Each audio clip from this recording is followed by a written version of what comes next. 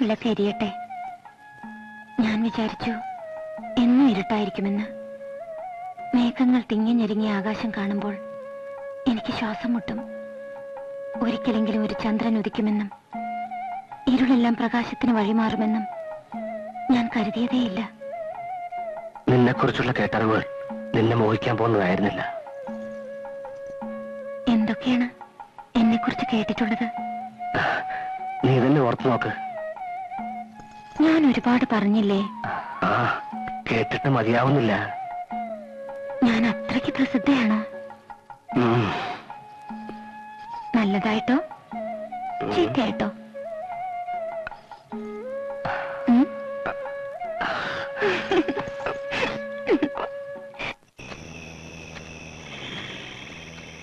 ഈശ്വര, അമ്മൂമ്മയ്ക്ക് ഒന്നും വരുത്തരുതേ. നേരത്തോട് നേരം കഴിയില്ലെന്നാ വൈദ്യര് പറഞ്ഞത്. നാണുനാര് വേഗം വരൂ. സുഭദ്രേ, എന്തെങ്കിലും പറഞ്ഞോ? നല്ല തണുപ്പ്. മുമ്പേ നടക്ക്. വേണ്ട,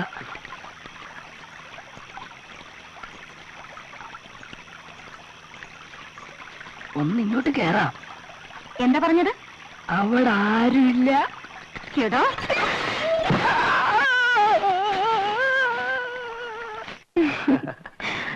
ഞാൻ കേട്ടത് അതല്ല. പിന്നെ എന്താ കേട്ടത്? ഏതൊരാണിനെ അടിയറവ് പറയിക്കാനുള്ള കരുത്ത് നിനക്കുണ്ടത്രേ. മനസ്സിലായില്ല.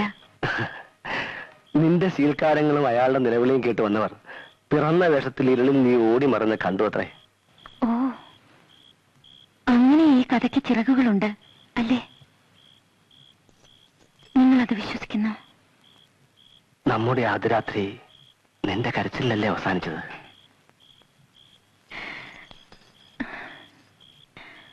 ആരുമില്ലെന്ന് കരുതിയ എനിക്ക് ഞാൻ ഒറ്റയ്ക്കല്ലെന്ന് ആദ്യമായി തോന്നിയത് ആ രാത്രിയിലാണ്.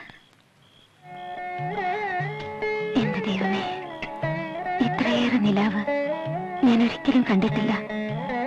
ഇത്രയേറെ നക്ഷത്രങ്ങൾ എന്നെ നോക്കി ചിരിച്ചിട്ടില്ല. ഈ വെളിച്ചം ഒരിക്കലും കെടാതിരുന്നെങ്കിൽ.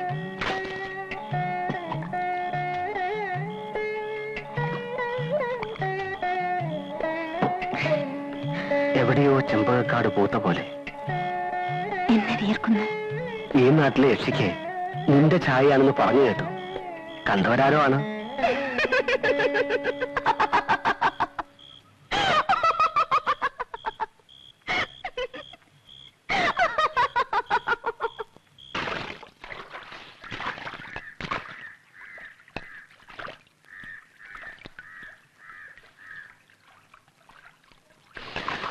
ആഹാ, എണ്ണയുടെ നല്ല വാസന.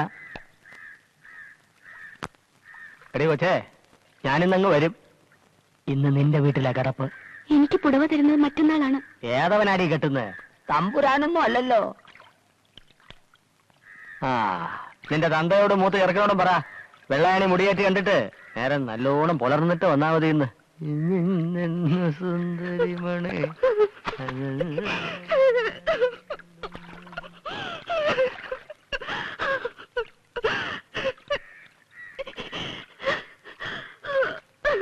സങ്കടപ്പെടണ്ട, ഒന്നും ഉണ്ടാവില്ല.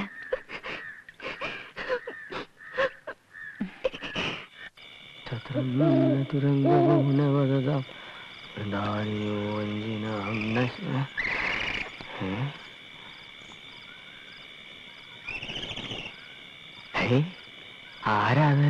കൊള്ളാമല്ലോ.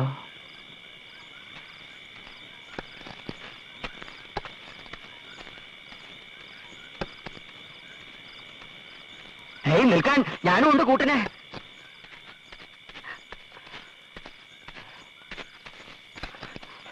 ഏതായി വള്ള അപ്സരസോ? നിൽക്കോ.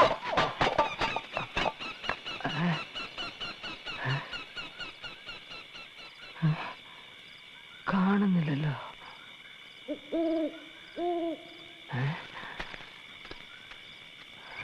പോയി.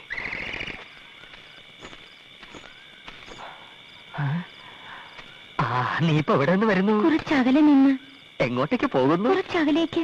എന്റെ തങ്കം, എന്താ നിന്റെ പേര്? മേനക? അല്ല. രംഭ? അല്ല. തിലോത്തമ? അല്ല, പിന്നെന്താ അതിന്റെ പേര്? പറ. ഇത്തിരി ചുണ്ണാമ്പ് തരുമോ? ഓ, തരാമല്ലോ. ചുണ്ണാമ്പ്. ചുണ്ണാമ്പോ?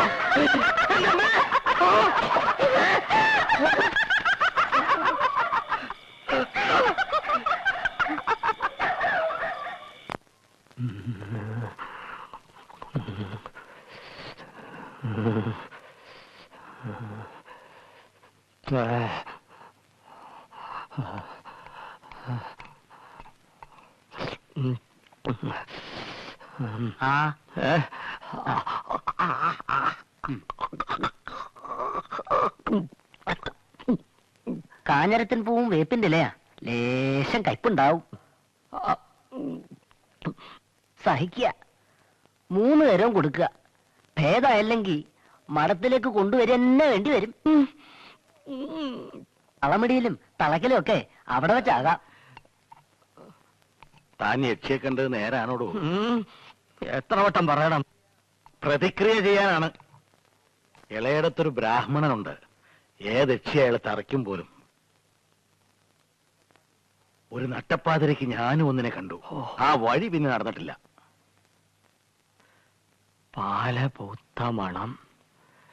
എന്തൊരഴകായിരുന്നു അവൾക്ക്. നിലത്തെഴയുന്ന മുടി.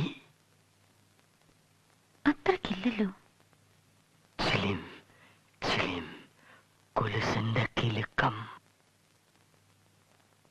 ഉടുരാജമുഖി, മൃഗരാജ കടി, ഗജരാജ വിരാജിത മന്ദഗതി.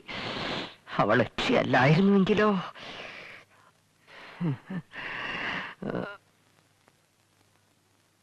പാദം നിലത്ത് തൊട്ടിരുന്നോ?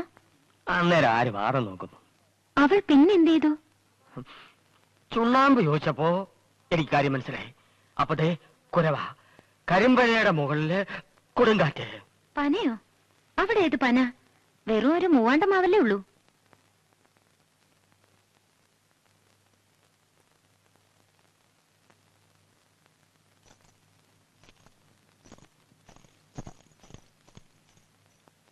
നേരാണല്ലോ.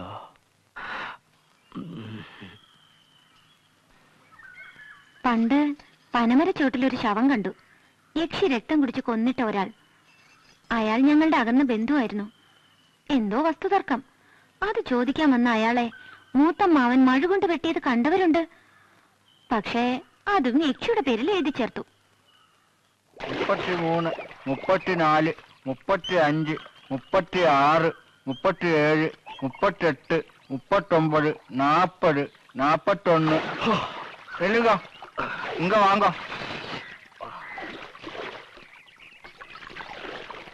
ராமநாமோட அங்கிட்ட சொல்லுங்க, அவர் தம்பி என்கிட்ட இன்னைக்கு கண்டிப்பா பார்க்கணும்னு. ராமநாமோட அங்கிட்ட உன் வீட்டுல தான் காணும்.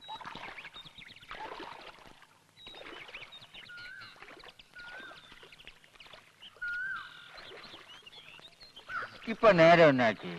பொழுது சாஞ்சு நாழிகை ஆச்சு. வேற எங்க இருப்பாரு? உன் வீட்டுல தான் காணும். என்ன புரியலையா? என்ன இவன் ஒண்ணுமே புரியாத மாதிரி பாக்குறான்.